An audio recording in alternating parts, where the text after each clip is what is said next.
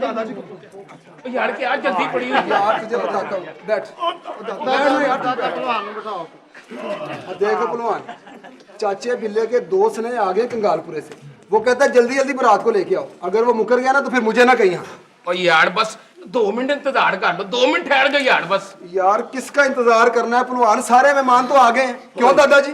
यार इसका अब्बा आ जाता तो फिर। ओहो दादाजी, ला मुतफक्करुन, वो आ जाएंगे, क्यों फिक्र करते हैं आप?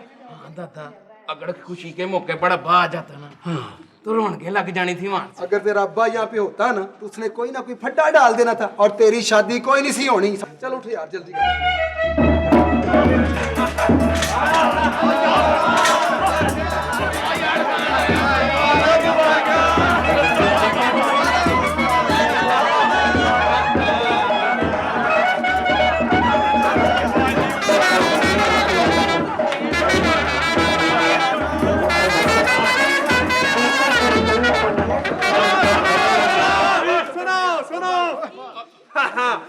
इस शादी के मौके पे मैं इमरान बख्श पहलवान को यार मोहम्मद खान 3000 ईंटों का तोहफा देता हूँ।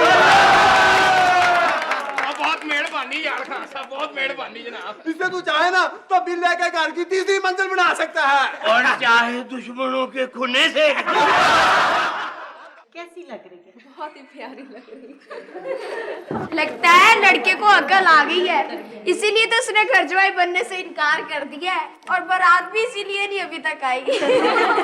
मैंने सुना है कि लड़के का बाप घर छोड़ के चला गया है लड़के की जुदाई में।